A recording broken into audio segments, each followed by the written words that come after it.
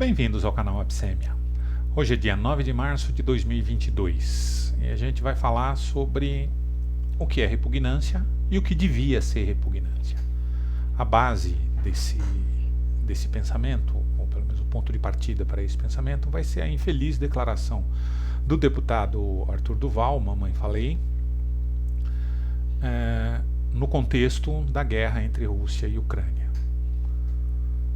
Acho que todo mundo a essa altura já sabe o que ele falou, não é necessário a gente repetir aqui, mas basicamente a frase que ficou marcada é: elas são fáceis porque são pobres.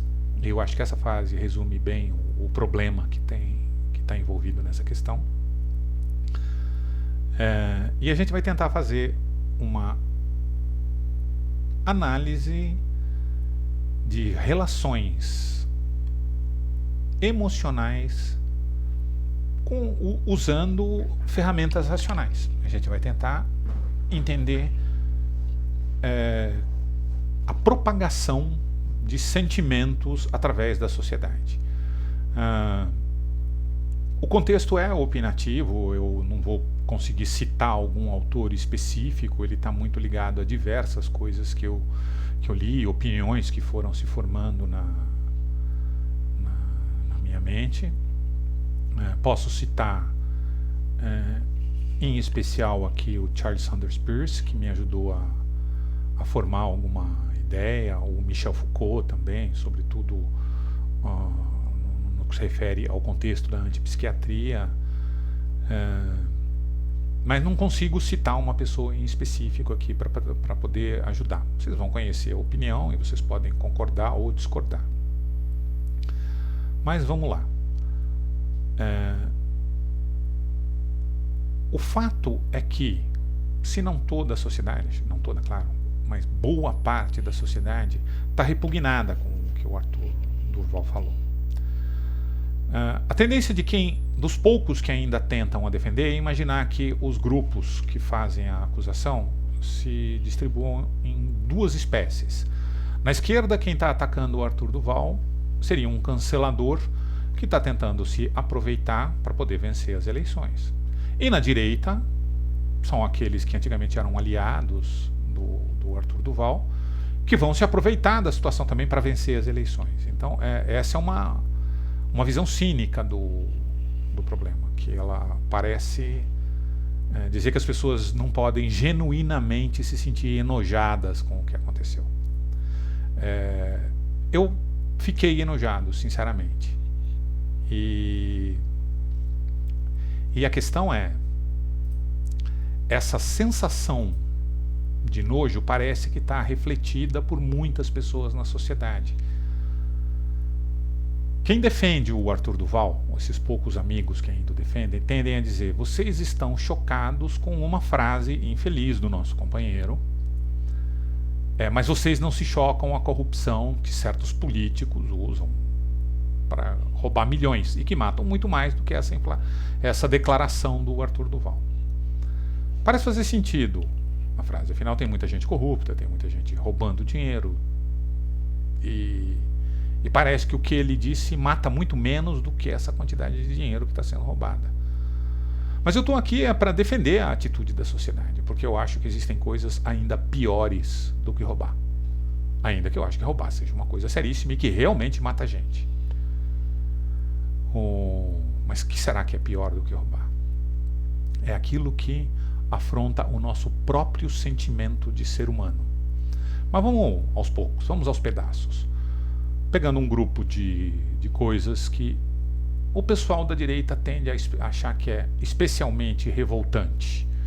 Corrupção, incompetência de líderes de governo, hipocrisia, que eles tendem a vincular ao politicamente correto, o abuso nos impostos e no controle do governo sobre a sociedade. E a esquerda teria outras bandeiras, né, que eles consideram especialmente importantes, como a opressão dos poderosos sobre os oprimidos, a violência estatal, a violência da polícia, a violência da guerra, a violência dos militares, a miséria, que causa desigualdade, a pobreza em uma boa parte da sociedade, atitudes como machismo, racismo, homofobia, Se vocês pegarem todas essas coisas que tanto a direita quanto a esquerda consideram ser lamentáveis, que se consideram condenáveis, você vai ver que existe concordância. Claro que não tem concordância com relação à prioridade, né? Mas você não vai ver na esquerda alguém defendendo, não, eu quero impostos, quanto mais maiores, melhores, né? Você não vai ver esse tipo de coisa. Assim como você não vai ver alguém na direita falando, não, nós gostamos da violência, né? Até que tem, mas são malucos. O Bolsonaro, essa turma dele aí, defende até tortura, né? Mas aí é uma espécie de direita que, se Deus quiser, está acabando logo. Não, eu estou falando aqui de uma direita mais respeitável um pouco, tá, gente? Então, de uma direita que entenda que a tortura não é uma ferramenta viável para a gente conduzir uma sociedade. Mas, de uma maneira geral, essa esquerda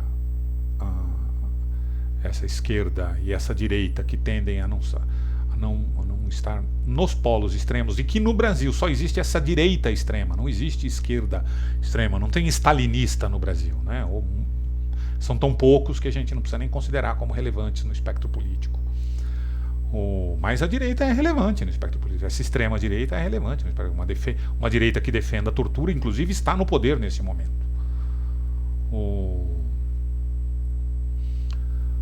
Mas todas essas coisas que eu citei, apesar de ter uma concordância relativamente tranquila, embora com diferenças de prioridade, são escolhas racionais. A gente pensa para escolher. Então nós entendemos, tanto esquerda quanto direita, que corrupção é um problema. Mas a ênfase com a qual se deve combater a corrupção são diferentes nos espectros. Um cara como o Moro, por exemplo, ele pensa que se ele resolveu o problema da corrupção, ele resolveu tudo no Brasil. Acabou, não existe mais nenhum problema no Brasil além da corrupção. É de uma importância fundamental para ele. Mas mesmo uma pessoa que seja humorista, ela tende a entender que isso é uma defesa racional que se faz do problema, né? Ao dizer que, olha, se o governo não é corrupto, então ele não vai se meter demais na sociedade, ele vai deixar o mercado funcionar como dá, etc. e tal, todas aquelas coisas que a direita quer. Ele entende que isso é uma escolha racional. Ele sabe disso. Ele pensa sobre isso, né? Assim como a esquerda tende a entender que as suas escolhas são racionais. Só fazendo uma ressalva aqui. Há pessoas para as quais isso não é uma escolha racional. São pessoas que foram vitimadas por qualquer dessas coisas, né? Uma pessoa que perdeu as suas propriedades porque os impostos sobre a propriedade foram muito elevados, vão tender a entender os impostos com uma relação emocional. Vão tender a ter nojo de impostos, vão tender a ter raiva de impostos, e não analisá-los sob o ponto de vista racional de se deve ou não deve, se deve aumentar, se deve diminuir, por que deve aumentar, por que deve diminuir. Não é análise racional. Da mesma maneira, uma pessoa que foi, um homossexual que foi agredido por homofóbicos, ele vai tender a entender a homofobia de um ponto de vista emocional, né? Ele vai ter nojo, raiva de homofóbicos. Eu não posso dizer que ele esteja errado ao sentir isso. O problema é que quando essas nossas reações emocionais, elas tendem a não ser repassadas para a sociedade. Um caso, por exemplo, pessoal meu, eu senti nojo, quase vomitei da declaração do Bolsonaro referente aos quilombolas, né? Aquilo não teve análise nenhuma, não precisei de análise para sentir verdadeiro ódio do Bolsonaro quando ele fez aquelas declarações, falou não sei quantas arrobas, etc. e tal. Claro que eu jamais votaria no Bolsonaro, mas eu não consigo passar para o restante da sociedade a lógica, eu não consigo fazer com que o restante da sociedade tenha tanto nojo do Bolsonaro quanto eu tive. Obviamente eu não consegui porque ele foi eleito. Então há coisas que a gente pode sentir uma repugnância pessoal, mas nós não conseguimos transportar isso para o restante da sociedade. Mas será que com tudo é assim? Será que não há coisas que provocam a repugnância em todos? Eu acho que sim. Eu acho que há coisas que a gente não aceita nos outros e que quando a gente olha para dentro da gente mesmo, a gente não vê a mínima possibilidade de um dia praticar essa coisa. é algo que a gente espera que esteja extinto na sociedade, nas comunidades, na humanidade como um todo. E que, se não está extinto, a gente entende com o seu praticante como uma pessoa aberrante. Né? Essas coisas todas que eu citei, corrupção, incompetência, opressão, violência, machismo, todas essas coisas são coisas que a gente quer acabar com elas, mas tem certas coisas que nós preferíamos que jamais tivessem existido, e se ainda existirem, a gente vai entender seus praticantes como pessoas aberrantes. Estou falando de pedofilia, estupro, assassinato a sangue frio, tortura, genocídio, escravidão. São coisas que já existiram na sociedade, mas a gente espera que estejam completamente extintas. Um defensor da escravidão é alguém aberrante. Um defensor da pedofilia é alguém aberrante. Isso nos enoja. Mesmo quando nós olhamos para dentro de nós mesmos, nós só podemos repudiar essas coisas. Ainda que uma pessoa pode ser acusada, não, você é um nazista, você é um escravocrata, você é um não sei o quê. Mas essa não é uma discussão, essa é uma discussão que tem aí uma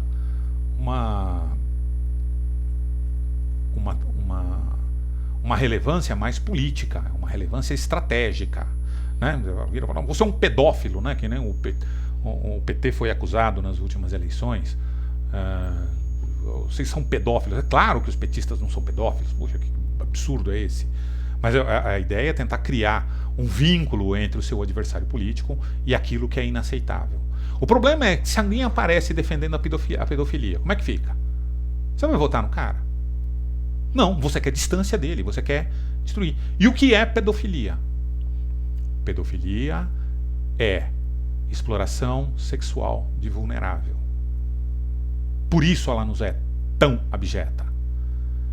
Infelizmente, o que o Arthur, o Mamãe Falei, fez é defender a exploração sexual de vulnerável.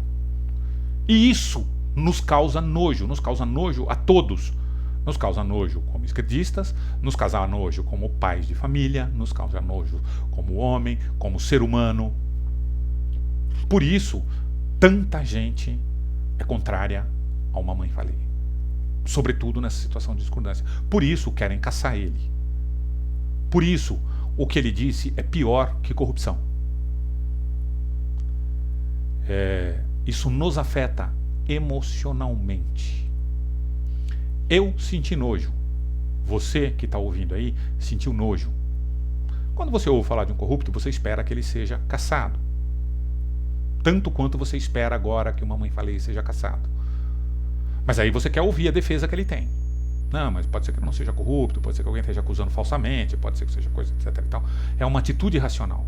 Agora, o cara, ele assumiu a defesa da exploração sexual de vulnerável. Tem dó, gente. Tem dó. Não dá para defender isso, não. Não dá para defender. Passou do ponto, cruzou a linha vermelha. Então, é isso aí, pessoal. Por hoje ficamos por aí. E quem quiser comentar, por favor, vai ser muito bem-vindo. Mas a gente está interrompendo aqui. Felicidade para todos.